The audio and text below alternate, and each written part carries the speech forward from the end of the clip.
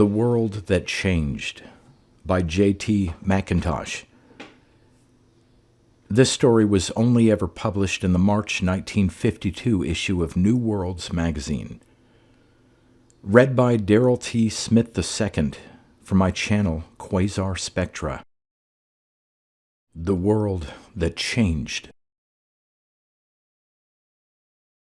An old joke concerned the spaceship crew who returned from the outer planets, went out on a sightseeing tour, and agreed on assembling again that Earth certainly had changed. The navigator said, "What do you mean, Earth? This is Venus." What kept that anecdote alive wasn't any wit in it, but the high percentage of truth in its assumption. If a man made himself a hermit on Earth, he was warmed by the same sun, breathed the same air, resisted the same gravity as the people in the cities he had renounced. If he went out and spent a couple of years in space or on a strange planet, the strangeness of fresh air, one gravity, and a sun 93 million miles away made the people, the customs, the bustling life of Earth every bit as strange as anything he had seen on his travels. The first time Barry Lester returned to Earth from a 2-year run, he feared for his sanity. He went to theater shows and didn't understand them. He read newspapers and let them drop from his dazed fingers. He talked to people and found them looking at him queerly and breaking off the conversation. And since the millions on Earth couldn't have gone insane in 2 years, it looked as if the strangeness was in him, not in everyone else. The ship touched down in Paris. He passed through quarantine quickly and was out in the Paris streets almost at once, alone. He couldn't cross them. His reflexes seemed to have slowed down.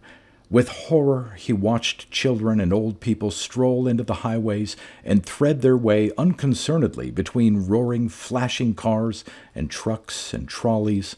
His gaze shot to a girl who stopped abruptly inches from a speeding sedan, turned, and casually walked back for something she had forgotten. He didn't notice someone was talking to him until the flow of words ceased, and then his mind was able to disinter only one of them. "Non," he said hesitantly. "Pas aveugle." The man who had spoken was still staring at him and backed without shifting his gaze, so that a car had to swerve violently, but without checking its speed. So they thought him blind. He moved along the sidewalk, stepped in front of a stationary car, and poked his head cautiously beyond it. A truck missed his projecting head by an inch, the driver momentarily staring at him incuriously. He hailed a taxicab and mentioned an hotel, half afraid that the establishment would no longer exist. But the driver nodded and shot from the curb into the stream of traffic. The spotlessness, the newness of everything in the hotel was a shock. The ship was clean, and all metal parts were polished, because often there was nothing to do but polish everything in sight. But the refinement of lush carpets, scented air, subdued lighting, and other things which he could not identify but which made their impression, kept him examining his surroundings with an emotion which had more of fear than of curiosity in it. He spent 5 minutes in the bathroom waiting for a mirror to cloud as hot water vapor swirled in front of it. Every day, when he shaved on the ship, he wiped the mirror with a corner of the towel as he brought the razor to his face. Here the mirror remained clear. He felt it at last and worked out hazily that it was heated deliberately so that it would not cloud. As the days passed, however, he slipped gradually into the stream of life on Earth again. Seeing his shipmates helped. The fact that their reactions were similar to his, but retarded or advanced, enabled him to regain mental balance. He began to step into streets and expect to reach the other side. He opened conversations with an increasing confidence that the people he talked to would find nothing stranger about him than his accent and his notions of how French should be spoken. He started to whistle new tunes. He took girls on 3 successive nights to places of entertainment, and the third was surprised to learn that he was a spaceman. But he understood at last why spacemen either resigned after their first trip or went on being spacemen for the rest of their lives. That first return to Earth hit you. You either found you couldn't leave it again or discovered you could take Earth or leave it. Dan Thompson, his closest pal on the Queen Bee, was a different person on Earth. Barry found he didn't know him quite so well. They pretended hard, as close friends often do when both are aware they're losing a lot of what they had in common. "I'll be glad to get back," said Dan. "You lose something in space, Barry, but you've got to recognize it. You've got to understand that you have lost it and not try to get it back." Barry didn't quite understand this, but their acquaintance had reached the stage where he couldn't very well say so. When the Queen Bee took off again, Dan wasn't on it. He had sent his resignation to Captain Wallace the night before takeoff. The second time he came back, Barry knew what to expect. He took the initial strangeness easily and aroused the wonder of Jim Becker, who had taken Dan's place. He tried to make it easier for Jim. "Remember when you first drove a car?" he asked. "You made up your mind you were going to stop at a corner and ran through all the things you were going to do. As you were carefully doing them, someone shot past you, hovered lightly on the bend, and was away before you were quite sure he was there. This is like that, Jim. Take it easy for a day or two. You'll find life about you slows down again." "It'll have to," said Jim. Still, when Jim wasn't there, it was anything but easy to look at the papers and pretend they meant anything. The landing was in London this time. The play Barry had seen and failed to understand in Paris was in its third year on Shaftesbury Avenue. Others must understand it. Arty, abstruse plays didn't run for 3 years. Street accidents were on the downgrade. Domestic power from atomic energy was only 10 years away. Radio books with printed circuits could be carried in vest pockets. Intelligent robots were only 10 years off. The first glamour girl MP had been elected. Aged 19, she was shown in a bathing suit. Faster-than-light space travel was only 10 years away. Barry went and saw the Arty show again. Perhaps the fact that it was in English this time helped. At any rate, he saw how clever it was. But since when had clever plays had 3-year runs?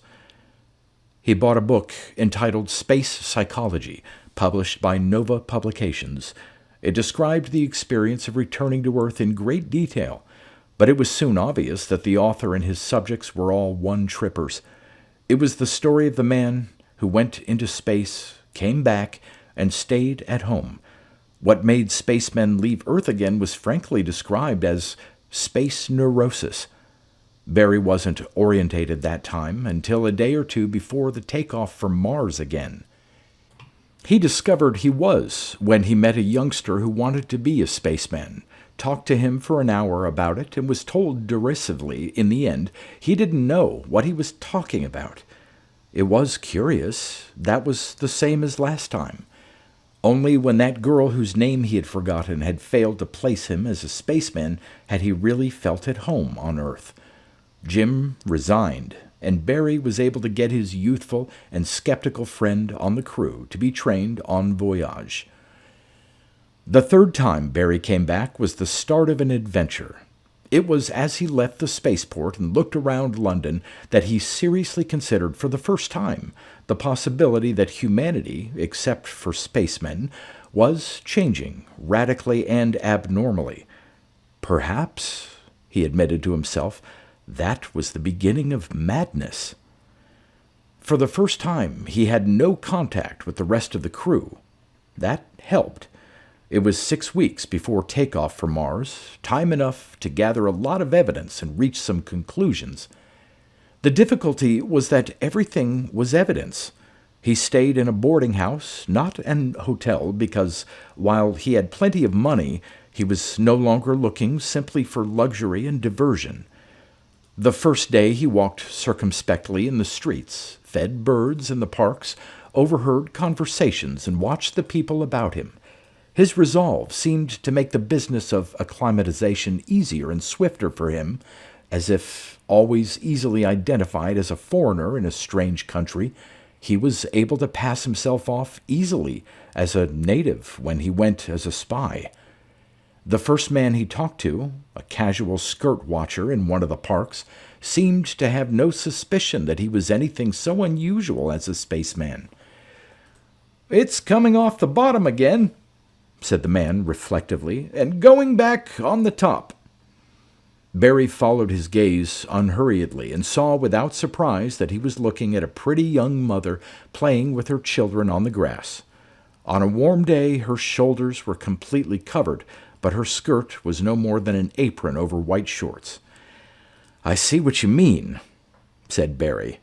"Read the papers much?" "I'm pretty up to date." "What happened to atomic power? I haven't seen much about it lately." "Scientists do what the man in the street wants, and he's gradually lost interest in atomic power." "Oh, might be right at that. And what happened to the intelligent robots?" "That was a good idea until the scientists began to be afraid they might be successful. Then they dropped the whole thing quick." "I haven't heard much about faster-than-light space travel either." "Who wants it? Why get nowhere faster? Look at that, will you? I'm glad some girls still have that old-fashioned look. Stirs up happy memories." But Barry only glanced briefly at the girl who was still wearing it on the bottom and off the top. He kept his attention on the man. The emphasis had shifted. He was looking strangely at others instead of being looked at strangely.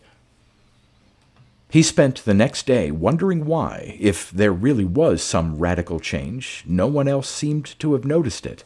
It wasn't too difficult to find the answer. According to his vague premise, it would be spacemen or space travelers who would see anything there was to see. That was a small group. Most passengers were colonists who didn't come back. Nearly all the others made the trip once, then stayed home. Some got what that book had called space neurosis and became spacemen or stewardesses. Most spacemen made only one trip, too. The rest stayed mostly on board ship while it grounded. There were few, very few, like himself, who went on being spacemen and went on sightseeing in Earth cities.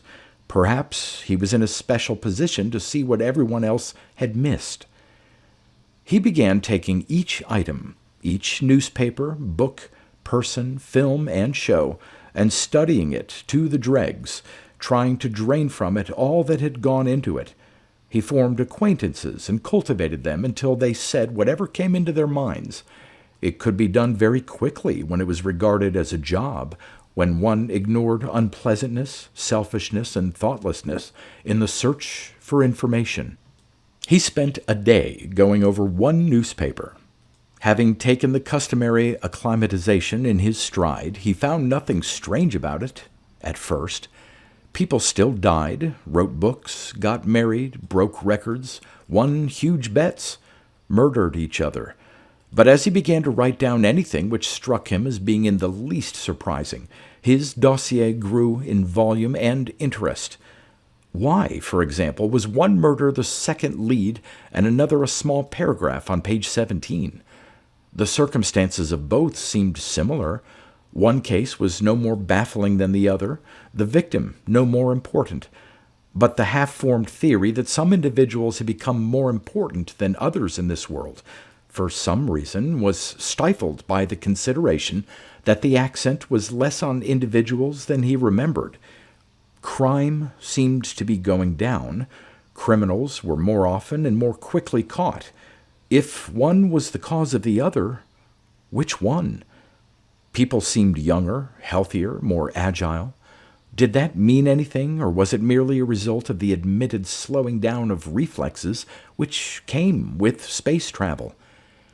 The fact that 3 scientific developments which he had noted on his last visit had been abandoned seemed to suggest something. But if science had failed unexpectedly here, it had succeeded just as unexpectedly elsewhere, in the sub-Atlantic tunnel, in worldwide television, in the cancer cure, in a dozen things which had been expected in 10 years, but not in 2. It all came back to the same thing. People were the answer. He went out to look at some of them.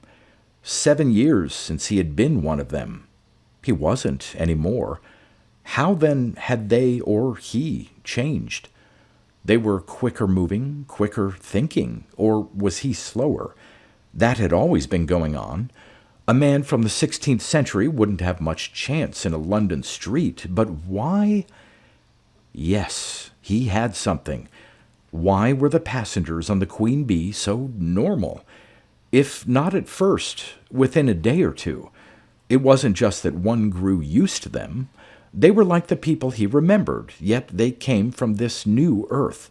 They dressed differently, talked differently, even thought a little differently, but they didn't shock as a return to earth did.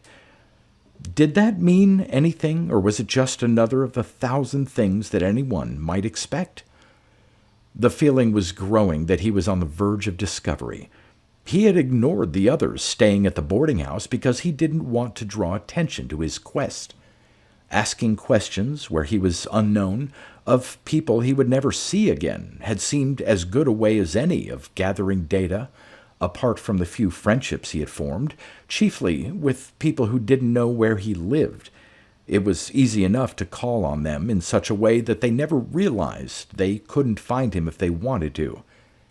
But suddenly, as he saw the girl whose room was across the landing looking at him with an interest she did not attempt to conceal, he thought, "You may know what I'm looking for. I may be able to get it from you." He crossed the passage and leaned on her door. "Look," he said, putting on an expression of engaging frankness, "I've wanted to speak to you for a week now, but I was afraid you'd bite my nose off. Are you going to?" "I never bite people's noses off," she replied with a smile. She was a good-looking girl, the kind he would have cultivated much earlier if he hadn't something on his mind. Somehow girls hadn't seemed to matter anymore. "Suppose you tell him you have a headache," he suggested. "Who?" "Whoever you're going out with tonight. Try me instead. Money refunded if not satisfied.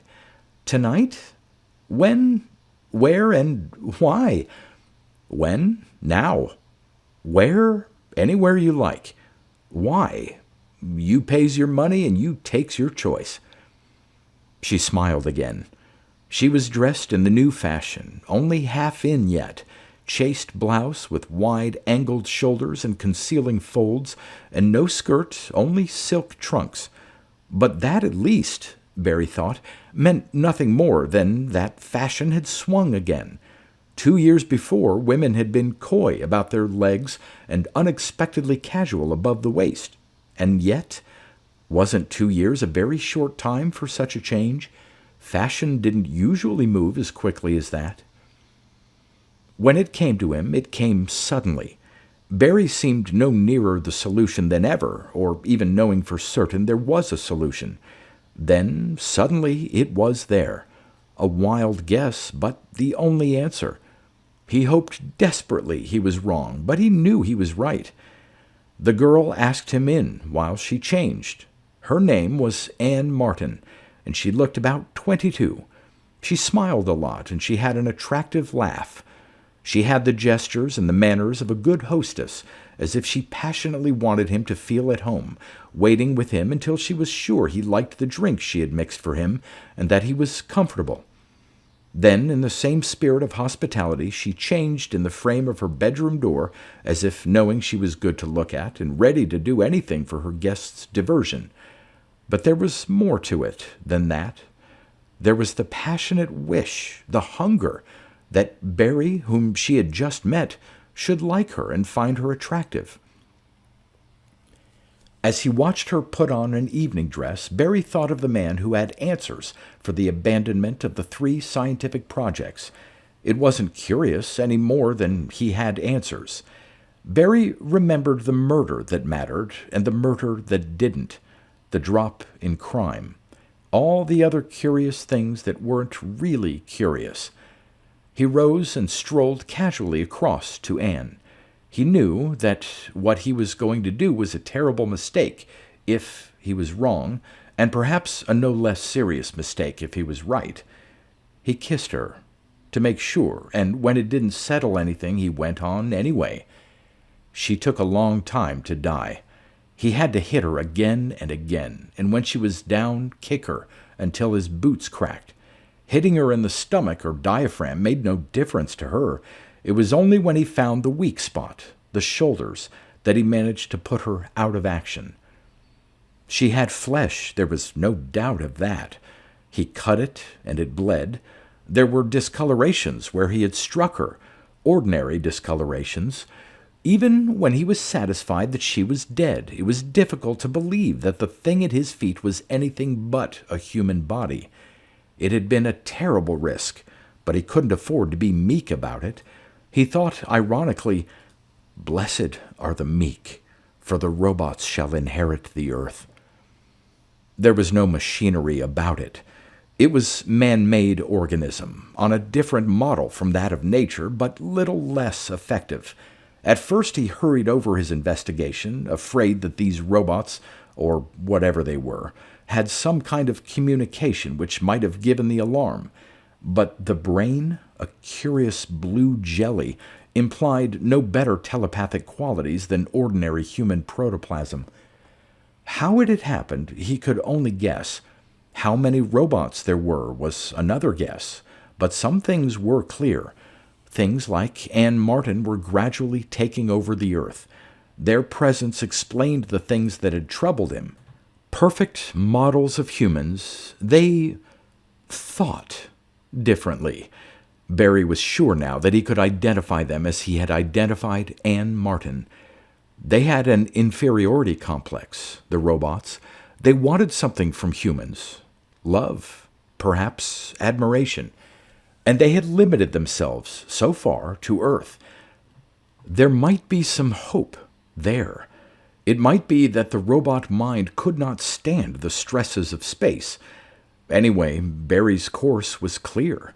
The Queen Bee would leave without him. He had something on his hands. An investigation first, then perhaps a fight. There must be some way. Others must know. It wouldn't be difficult to convince them, but when the robots found out what was going on, as they soon must, then something would start. There was a knock at the door. Barry's eyes darted round the room, found the fire escape outside the window. Perhaps when he got down it, there would be something waiting for him, something that looked like a human being. He would soon find out. Go for their shoulders, he told himself. That's the weak spot.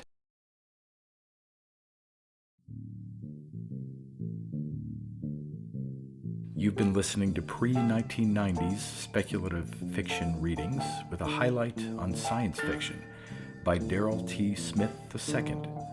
Please consider clicking the donation link in the description box. Thank you so much for your time and your imagination.